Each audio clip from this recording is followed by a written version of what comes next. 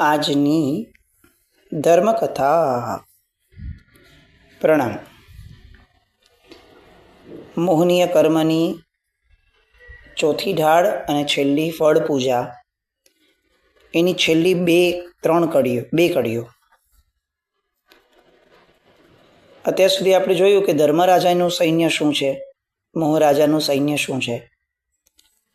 ધર્મરાજાના સૈન્યને લઈ અને વર્ધમાન સ્વામી ભગવાન એ એક પક્ષે ઊભા છે અને મોહરાજા બીજે પક્ષે ઊભા છે. બંને સૈન્યો, લશ્કરો સામ સામે આવીને ઊભા છે. બંને રાજાઓ પણ સામ સામે આવીને ઊભા છે. એવું લાગે છે કે હવે ખૂંખાર યુદ્ધ થશે. હવે એવું ભયંકર અને તુમુલ યુદ્ધ સર્જાશે કે જેના કારણે કદાચ ઇતિહાસો બદલાઈ જશે, એવું બધાને લાગતું હતું. પણ આ ઘોર હિંસા એ કદાચ ધર્મરાજાને, વર્ધમાન સ્વામી ભગવાનને ઇષ્ટ નહોતી. પણ એટ ધ સેમ ટાઈમ યુદ્ધ તો કરવું જ હતું, યુદ્ધ તો જીતવું જ હતું. એટલે હવે એમણે ચાલબાજી કરી. શું કર્યું? તો કે તસ રક્ષક મન જીન પલટાયો, મોહ તે ભાગ્યો જાય લલના, ધ્યાન કેસરિયા કેવલ વરિયા, વસંત અનંત ગુણ ગાય લલના. મોહરાજાનો મુખ્ય અંગરક્ષક હતો કે જે આખી સેનાને સંભાળતો હતો, એ હતો મન. આ મન નામના અંગરક્ષકને, મુખ્ય અંગરક્ષકને ધર્મરાજા એવા વીર પ્રભુએ ફોડી નાખ્યો અને એને પોતાના પક્ષમાં પલટાવી દીધો. અર્થાત શું થયું? તો કે મોહથી ઘેલું બનેલું એવું મન એને એવી રીતે વાળ્યું, સમજાવ્યું કે મોહથી વિમુખ બની ગયું. જેવું મોહરાજાને એ સમજણમાં આવ્યું કે આ મન નામનો મારો મુખ્ય અંગરક્ષક સેનાનો એ પલટાઈ ગયો છે, એવું તરત જ મોહરાજાનું મન પોતાનું એ ધૈર્ય, એનું સત્વ, એ બધું હણાયું. એને વિચાર્યું કે આ તો મારું ઘર જ ફૂટી ગયું, હવે અહીંયા ઊભા રહેવામાં મારે જ ખાવાનો વારો આવશે.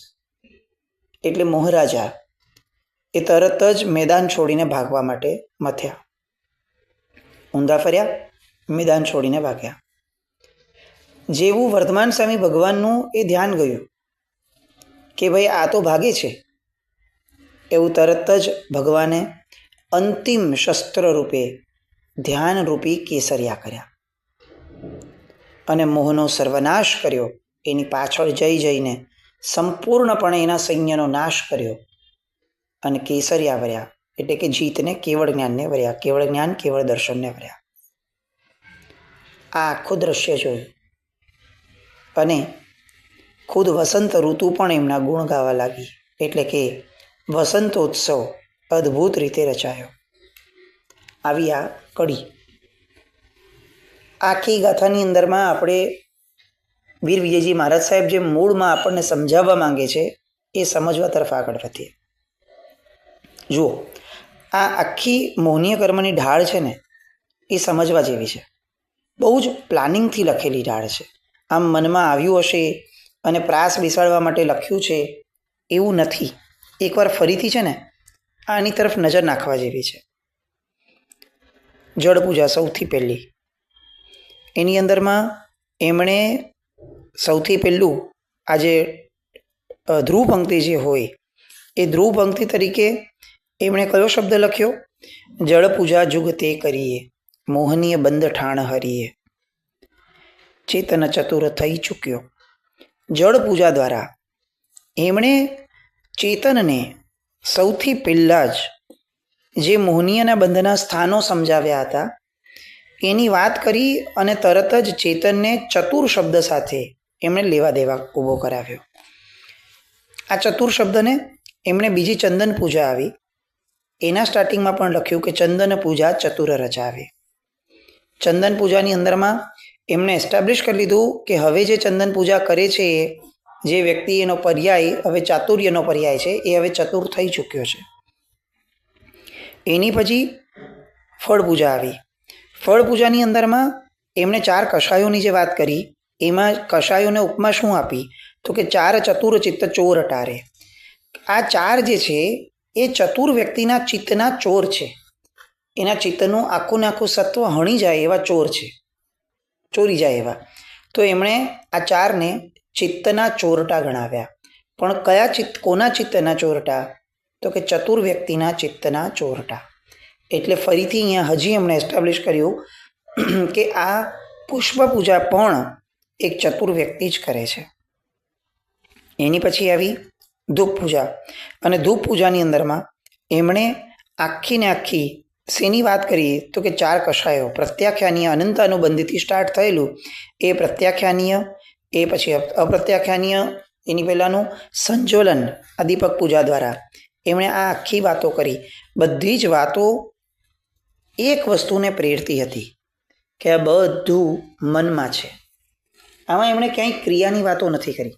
આમાં એમણે ક્યાંય બહારના વ્રતો લેવાની વાત નથી કરી. એમણે શું વાત કરી કે ભાઈ અનંત અનુબંધી, અપ્રત્યાખ્યાનીય, પ્રત્યાખ્યાનીય, સંજ્વલન, નો કષાય, આ બધી વસ્તુઓ અંતે પડી છે મનમાં. અને આ બધા કષાયો, બધી જ અંદરની ભીતરની આ પ્રકૃતિઓ, એને દૂર કરવા માટેનું અમોઘ શસ્ત્ર એમણે ફળ પૂજામાં વાપર્યું. કે વર્ધમાન સ્વામી ભગવાને શું કર્યું મોક્ષ મેળવવા માટે, કેવળ જ્ઞાન, કેવળ દર્શન મેળવવા માટે? તો કે એમણે સૌથી મહત્વનું કામ એ કર્યું કે એમણે મોહનો મુખ્ય અંગરક્ષક જે હતો મન, એ મનને ફેરવી નાખ્યું. આપણને ઘણીવાર પ્રશ્ન થાય, સામાન્ય માણસ હોઈએ ને તો ઘણીવાર પ્રશ્ન થાય કે ભાઈ મોક્ષ કરીએ છીએ, અલ્ટિમેટલી કરવાનું શું છે? એક્ઝેક્ટ પાથ આપો, વે આપો. કેટલાક એમ કહે છે કે ભાઈ આવા વ્રત લેશો તો મોક્ષ થશે, કેટલાક કહે છે કે આવા તપશ્ચર્યાઓ કરશો તો મોક્ષ થશે, કેટલાક વળી એમ કહે છે કે નહીં આવા વ્રત નિયમો પાળવાના, આવી રીતે આ બધાનો ત્યાગ કરવાનો તો મોક્ષ થશે. તો હું સામાન્ય માણસ તરીકે હોઉં તો હું કન્ફ્યુઝ થઈ ગયો છું કે ભાઈ તમે સમજાવો. અને એમાંનું ઘણું તો મારથી થતું નથી. તમે કહો કે મને તપ કરવાનો છે પણ મારું શરીર સાથ નથી આપતું. તમે કહો કે આ રીતની પૂજાઓ કરવાની છે, ક્રિયાઓ કરવાની છે, પણ મને એટલો સમય નથી નીકળતો, મારું શેડ્યુલ જ એવું છે કે હું નથી નીકળી શકતો. તો શું હું આ બધાથી બાકાત થઈ જઈશ? આવા ઘણા બધા પ્રશ્નો આપણા સામાન્ય માણસના મનને બહુ જ સતાવતા હોય. પૂછવું કોને એ મોટો પ્રશ્ન હોય. કારણ કે અલગ અલગ વ્યક્તિ અલગ અલગ મત, અલગ અલગ વિચારો રજૂ કરે છે. અહીંયા પૂજ્ય વીર વિજયજી મહારાજ સાહેબ એક બહુ જ સામાન્ય માણસને સમજાય એવો આખો માર્ગ, મોહને હણવાનો માર્ગ વર્ધમાન સ્વામી ભગવાનના અવલંબને સમજાવે છે કે આપણે જેમના જેવા થવું છે એમણે શું કર્યું હતું, એમણે કયો માર્ગ અપનાવ્યો હતો? તો કે જુઓ, એમણે આવા ગુણો કેળવ્યા હતા. એ જે ગુણોની આખી વાત આવી એ બધા જ ગુણો છેલ્લી ડાળની અંદરમાં જે ભગવાનનું સૈન્ય કીધું હતું, એ ભગવાનનું આખું સૈન્ય એ આપણે નજરમાં રાખવાનું. શું? તો કે સંતોષ નામનો મંત્રી એ છે કે જે બધી જ વસ્તુઓને મેનેજ કરે છે. બધું જ આખા રાજ્યનું બધું જ તંત્ર મેનેજ કોણ કરશે? તો કે મંત્રી કરશે. તો આપણા જીવનની બધી જ ક્રિયાઓ મેનેજ કઈ રીતે થવી જોઈએ? તો કે સંતોષ દ્વારા થવી જોઈએ. એનો મતલબ પૈસા કમાવા જઈએ છે તો જેટલી જરૂરિયાત છે એ બધી જ જરૂરિયાતો, એ ઉપરાંત જે નીતિશાસ્ત્રમાં કે શ્રાદ્ધ વિધિ પ્રકરણમાં કહ્યું છે કે ભાઈ શ્રાવક એક પ્રોવિઝન રાખે ભવિષ્ય માટે પણ, તો એ પ્રોવિઝનલ અમાઉન્ટ એ પણ મેળવવી જોઈએ એણે, તો જ કામ થશે. વર્તમાન દ્રવ્ય ક્ષેત્ર કાળભાવ પ્રમાણે આપણા જે ખર્ચાઓ થાય છે એમાંના આવશ્યક જે ખર્ચાઓ છે આ બધું કાઉન્ટ કર્યા પછીથી હવે જે લોભના ઘરનો પૈસો આવે છે, લોભના ઘરની મહેનત આવે છે કે ભાઈ આટલું તો થઈ ગયું પણ હવે વધારે ભેગું કરવું, ત્યાં આ મંત્રી એ કટ ઓફ કરે છે કે 1 મિનિટ ઊભો રહે ભાઈ, સંતોષ નામનો મંત્રી હવે આ ઘર મેનેજ કરવાનો છે અને મને એવું લાગે છે કે આટલાથી સંતોષ થઈ જશે. જેમ પૈસાની બાબતમાં સંતોષ છે એમ વર્કિંગ અવર્સની બાબતમાં સંતોષ છે. આટલા કલાક કામ કરવાથી થઈ જાય છે તો આટલા કલાક કામ કરવાનું. આખો દિવસ રાત્રે 12 વાગે પણ મને કામ સૂજે એ નહીં ચાલે, એ લોભ છે. અને એ હું જ નક્કી કરી શકીશ. દરેક વ્યક્તિ કસ્ટમાઇઝ નક્કી કરશે કે ભાઈ મારી માટે આવશ્યક શું છે. The only essential requirement is કે પ્રામાણિક હોવો જોઈએ. એને પોતાને મોક્ષે જવાની ઈચ્છા હોવી જોઈએ. એને પોતાને નવો કર્મબંધ ન થાય એની ઈચ્છા હોવી જોઈએ. જો અગર એને એવી ઈચ્છા જ નથી જન્મી તો કોઈ બહુ મોટા આચાર્ય ભગવંત પણ એને કહેશે ને તો પણ એ અપ્રામાણિક અગર હશે તો એ ધર્મના છીંડાઓ કાઢશે અથવા થોડો ટાઈમ નિયમ લઈને છોડી દેશે. એની માટે આ માર્ગ જ નથી. માર્ગ તો જેને પોતાની ઈચ્છા પ્રગટી છે કે મારે આ બધાથી મુક્ત થવું છે એને અનુલક્ષીને અહીંયા કીધો છે. તો સૌથી પહેલો સંતોષ નામનો મંત્રી એ પોતાના દરેક કાર્યક્ષેત્રમાં મારી ઈચ્છાઓમાં પણ મને સંતોષ હોવો જોઈએ. મને ખાવાની ઈચ્છા થઈ છે કોઈક વસ્તુ તો મને એમ થાય કે મેં ઘણીવાર ખાધું છે, હવે અભક્ષ્યનું ભોજન કરીને નવું પાપ કેમ વળગાવવું છે, આવું તો ખાધું છે આપણે, તો એ સંતોષ છે. તો આવું બધું મેનેજમેન્ટ એ સંતોષ નામનો મંત્રી એ કરે છે. એ પછી શું છે તો કે એની પછી સમ્યક્ત્વ નામનો માંડલિક રાજા છે. સમ્યક્ત્વ, સમ્યક દર્શન, બહુ સાદો ભાષાનો શબ્દ, સાદી ભાષાનો, જે જેવું છે એનું એ રીતનું જ દર્શન. એને બહુ સારું પણ ન જોવું ને ખરાબ બી ન જોવું, એ જેવું છે એવું જ.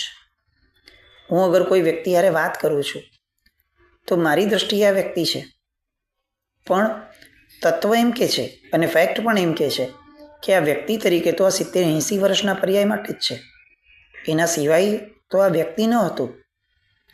તો એનો અર્થ કે આ વ્યક્તિ અત્યારે દેખાય છે પણ પછી રિયલમાં આ વ્યક્તિ નથી, આ તો કોઈક બીજું હતું ગયા ભાવમાં. તો હવે એવું ક્યાં ગોતવા બેસવું? કોમન શું હતું તો કે આ આત્મા હતું. તો હવે મારું વર્તન એ વ્યક્તિ હારે એવું થવું જોઈએ કે આ આત્મા છે. અને કોના જેવો આત્મા છે તો કે સેમ મારી જેવો, કારણ કે હું પણ આવી રીતે 80 વર્ષ પહેલાં અલગ હતો. તો તત્વથી આત્માને આત્મા તરીકે જોવો, જળને જળ તરીકે જોવો, ઈચ્છાઓને ઈચ્છા તરીકે જોવી, લોભને લોભ તરીકે જોવો, અહંકારને અહંકાર તરીકે જોવો, ક્રોધને ક્રોધ તરીકે જ જોવો. પછી એનો બચાવ કરી અને આ ક્રોધ જરૂરી હતો, આ ક્રોધ છે જ નહીં એવો પુરવાર કરવો, આવું અપ્રામાણિક ન થવું. ક્રોધ હતો તો એનો સ્વીકાર કરવો. એવું બની શકે કે આપણે ક્રોધને દૂર ન કરી શકીએ, એવું બની શકે કે જિંદગી આખી પણ આપણે કદાચ આ ક્રોધને કોઈ દિવસ આપણાથી દૂર જ ન કરી શકીએ, એટલું સત્વ જ ન ઊભું થઈ શકે, એવું હજી બની શકે. પણ સૌથી પહેલી શરૂઆત એ થાય કે હું ક્રોધને ક્રોધ તરીકે સ્વીકારું, હું એને ડિફેન્ડ ન કરું, હું એને કોઈ બીજા સ્વરૂપે માયા કરી અને આ ક્રોધ નહોતો, આ એના હિત માટેની વાત હતી, આવું ન કરું. તો સમ્યક દર્શન આ જ છે, એ કોઈ મોટું રોકેટ સાયન્સ નથી. જે વસ્તુ જે સ્વરૂપે છે એને એ સ્વરૂપે જાણવી. નવતત્વમાંની નવતત્વ ભણી આખું ન વંચાય ને તો ખાલી 9 તત્વો જાણવા અને જીવનના દરેક વિચારને, દરેક વાણીને, દરેક વર્તનને આ 9માંથી ડિવાઈડ કરવા, એને કેટેગરાઇઝ કરવા. મેં જે કર્યું એ નિર્જરા હતી, એ બંધ હતો, એ આશ્રવ છે, એ સંવર છે, શું છે એટલું નક્કી કરવા માટે મનને તૈયાર કરવું એ સમ્યક દર્શન.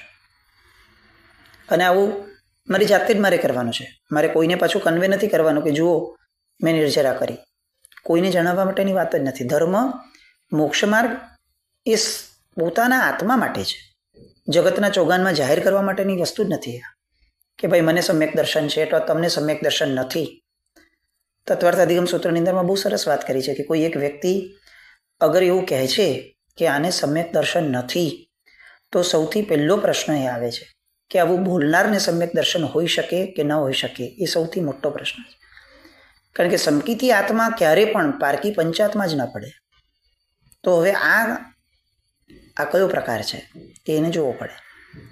તો સમ્યક દર્શન નામનો રાજા છે, એની પછી 5 મહાવ્રત રૂપી સામંતો છે, માર્દવો, એની પછી ગરજારવ કરે છે, ચરણ સિત્તરી, કરણ સિત્તરી, આ બધું શ્રુતજ્ઞાન નામના સેનાપતિના આધારે ચાલે છે. આ બધું જ મારા જીવનમાં 1 by 1 આવતું જાય શ્રુતજ્ઞાનના આધારે, અને પછી હું આ બધાના આધારે મનને ફેરવતો જાઉં. બસ મારો મોક્ષ આમાં જ છે. આ સામાન્ય સમજણ. ક્રિયાઓ એ મનને ફેરવવા માટેનું સાધન છે. ક્રિયાઓ દરમિયાન મન ઇન્વોલ્વ જ ન થાય એ ન ચાલે. ક્રિયાઓ છે જ એટલા માટે કે એના દ્વારા મનને સમજાવે કે ભાઈ તું અશુભમાં નહીં જા, તું શુભમાં આવ, કારણ કે શુભમાં આવીશ તો શુદ્ધ થઈશ ક્યારેક, અને મારે તને શુદ્ધ બનાવી છે, મારે તને શુભ પણ પડ્યા નથી દેવું શુભમાં, પણ પહેલાં તું અશુભને તો ત્યાગ કર. અશુભનું બધું જ ત્યાગાઈ જશે, પછી શુભ આવશે, પછી શુભનો ત્યાગ થશે અને પછી શુદ્ધ થશે, પણ ક્રમબદ્ધ રીતે થાય. તો દરેકે દરેક ક્રિયા આપણી એ આપણા મનને કંટ્રોલમાં રાખવા માટે છે, અને એ મનને કંટ્રોલ કરી શકે તો એ ધર્મ ક્રિયા છે, એ મનને કંટ્રોલ ન કરી શકે તો એ ક્રિયા છે. આ બહુ સામાન્ય અર્થ આપણે આના દ્વારા અર્થઘટન કરી શકીએ કે ધર્મ રાજા જ એ છે કે જે મોહરાજાના અંગરક્ષકને ફોડી નાખે કે આ હવે એનો નથી, આ મારો છે. આવી રીતની આ મોહરાજાની લડાઈ ચતુરાઈ દ્વારા જીતવાની છે. અષ્ટપ્રકારી પૂજા એ આવી ચતુરાઈ મેળવવા માટેની પૂજા છે. એ પુણ્ય મેળવવાની પૂજા નથી. પુણ્ય તો મળી જાય. ખેતરની અંદરમાં પાક ઉગાડીએ તો ઘાસ ઉગી જાય. ઘાસ માટે કોઈ દિવસ ક્યારેય કોઈ ખેડૂત, મૂર્ખ ખેડૂત પણ ઘાસ માટે ખેતી ન કરે. પુણ્ય એ તો ઘાસ છે. તો પુણ્ય માટે ધર્મક્રિયાઓ કરવાની, પુણ્ય મળી જ જશે, એ મેકશ્યોર કરવાની જરૂર નથી. બહુ ઓટોમેશનવાળું ન્યાયતંત્ર છે. આપણે નહીં કહીએ તો પણ મળી જવાનું છે. તો મોઢું કેમ બગાડવું છે કહીને? માંગવા જ બેઠા છે તો ઉત્તમ કેમ નથી માંગવું? કેમ ઘાસપૂસ જેવી વસ્તુ માંગવી છે? તો માંગવું શું? તો માંગવું આ મારો મોહ દૂર થાય. મોહના પ્રકારો અહીંયા મૂક્યા. એ પ્રકારો અષ્ટપ્રકારી પૂજામાં એની સાથે મેચ કરવાના છે કે પ્રભુ આ મારા ક્રોધને દૂર કરવા માટેની પૂજા છે, આ મારો અનંતાનુબંધી કષાય એને દૂર કરવાની પ્રક્રિયા છે, આ પ્રત્યાખ્યાનીય કષાય એને દૂર કરવા માટેની પૂજા છે. આવું સતત આપણે વિચારતા રહીશું. પ્રત્યાખ્યાનીયનો ભાવ એ પૂજા દરમિયાન ભાવવાનો, દુહો બોલીને બેસી જવાનું આવું ન હોય. 2 લાઈન બોલી લીધી એટલે થઈ ગઈ પૂજા. આ આટલું સામાન્ય હોય ભગવાનનું અર્ચન પૂજન? અનંત પુણ્યની રાશિ ભેગી થાય ત્યારે ભગવાનનો ધર્મ મળે, ભગવાનના ધર્મને સેવવા માટેની ક્રિયા મળે. એ ક્રિયાઓ ફક્ત 2 લાઈનમાં પતી જવાની હશે? આવો ક્યારે આપણને પ્રશ્ન નથી થતો? એટલા માત્રથી બધું થઈ જતું હશે? ન થાય. મન નથી ભેળવતા, મનના વિચારો ચિંતન મનન નથી જતા, ત્યાં સુધી એ ક્રિયાઓ એ તાત્વિક રીતે ક્રિયા બની જ નથી શકતી. તો શું કરવાનું? દુહા નહીં બોલવાના? તો કે ના બોલવાના, આવડતા હોય તો બોલવાના, પણ બોલ્યા પછીથી ચિંતન મનન કરવાનું. એ ચિંતન મનન ન થાય ત્યાં સુધી એ દ્રવ્ય પકડી રાખવાનું, કારણ કે દ્રવ્યના આલંબને ચિંતન મનનને ભગવાનને સમર્પવાના છે. ત્યારે છેલ્લું સ્વાહા આવે છે. તો આપણી પૂજાઓ, આપણી ક્રિયાઓ એ આના માટે છે. મારું પ્રતિક્રમણ પણ મારા પ્રાયશ્ચિત માટે છે. તો પ્રાયશ્ચિત કરવા માટે ચિંતન જરૂરી છે. મેં પાપ કયા કયા કર્યા હતા આખા દિવસમાં એ તો વિચારો. એ વિચાર્યા વગર પ્રતિક્રમણ કરી લઈશ કેવી રીતે ચાલશે? સામાયિક એમનેમ કરી લઉં? સમતા નામનો ધર્મ મારે લાવવો છે તો એની પહેલાં મારામાં સમતા ક્યાં ક્યાં નથી કેળવાતી, ક્યાં ક્યાં હું બાયસ્ડ હોઉં છું, સમત્વ નથી હોતું. કોઈકની ઉપર પ્રેમ, કોઈકની ઉપર ગુસ્સો, કોઈક પ્રત્યે લાગણી, કોઈ પ્રત્યે રોષ. આ બધું શું છે? આ તો મોહ છે બધો. તો સમત્વ કોને કહેવાય? એ સમજવા માટે સામાયિક છે, અને સામાયિકમાં હું એને સમય જ નથી આપતો આવા વિચારોને. તો આવી દરેક ક્રિયાઓ એ મનને ફેરવવા માટે છે. મનરૂપી મુખ્ય અંગરક્ષક ફેરવાઈ ગયો, ધર્મરાજા જીતી ગયા, મોહરાજા હારી ગયા. ફળ પૂજાની છેલ્લી કડીની અંદરમાં તે શુભ વીર જીનંદે દાખ્યો કર્મ સુદન તપ એ હલલના, તપ ફલ ફલ પૂજા કરી આચો, સાચો સાઈ શું કરો ને હલલના. એ કર્મસુદન, કર્મના નાશ માટેનો જે તપ દર્શાવ્યો છે એ કરો, અને એ ફળ મેળવવા માટે પ્રભુની ફળ પૂજા કરો. એ થવાના કારણે જ પરમાત્મા સાથે સાચો સ્નેહ બંધાશે. બહુ સરસ વાત કરી છે. મોક્ષ વૃક્ષના રૂડા ફળ આપનારા એવા ઉત્તમ ફળો વડે હે ભવ્ય જીવ, ઇન્દ્રો દ્વારા જેના ચરણ કમળમાં નમન થયું છે, મોહરાજાના સામ્રાજ્યને જેમણે ખતમ કર્યું છે, એવા તીર્થંકર પ્રભુની તમે પૂજા કરજો. અને છેલ્લે દર્શન મોહનીય કર્મન માટેની આ પૂજાનો દુહો લઈ લે છે. ઓમ રીમ શ્રી પરમ પુરુષાય પરમેશ્વરાય જન્મજરા મૃત્યુ નિવારણાય દર્શન મોહનીય નિવારણાય શ્રીમતે વીરજિનેન્દ્રાય ફલમ યજામહે સ્વાહા. આ મન એ દર્શન મોહનીય કર્મના આધારે ચાલે છે. બસ આ દર્શન મોહનીય કર્મ નિવારાઈ ગયું, મારો મોક્ષ શરૂઆત થઈ ગયો, મારું મેજર કામ થઈ ગયું. દર્શન મોહનીયનો ક્ષયોપશમ થાય એટલે સમ્યક દર્શનની પ્રાપ્તિના એંધાણો શરૂ થાય. ભગવાન મને એ આપ, મારું મન બદલાવ, એની માટે હું આ પૂજાઓ કરું છું. આખા દિવસમાં મારું મન વાંદરાની જેમ ભટકે છે, એક ક્રિયામાં સ્થિર નથી રહેતું, એક ક્રિયાને વળગીને રહેતું નથી, એક ક્રિયાના ઊંડાણમાં જવા તૈયાર નથી. ભગવાન આને હું સતત વિચારીશ, મારી ડેફિશિયન્સી વિચારી વિચારીને હું પૂજા કરું છું. આ પૂજાના ફળ રૂપે મારી ડેફિશિયન્સીસ દૂર કરો, મને બળ આપો, મને આવી પરિસ્થિતિ આપો. એવા ચિંતન મનન દ્વારા આ અષ્ટપ્રકારી પૂજાઓ કરવાની છે. આપણી પૂજાઓ સાવ લુખ્ખી ન થાય, બસ એવું ખાસ આપણે ધ્યાનમાં રાખીએ. અને આ મોહનીય કર્મ નિવારણ પૂજા એના અહીંયા ઢાળ દ્વારા આપણે ચતુર બનીએ, આપણે ચતુરાઈપૂર્વક ધર્મ કરતા શીખીએ. બસ આવું કંઈક આપણામાં થાય એવી શુભ મંગલ કામના સાથે જીનાજ્ઞા કંઈ પણ બોલાય તો મેં છામી તો કળમ. જૈનમ જય અતિશાસન.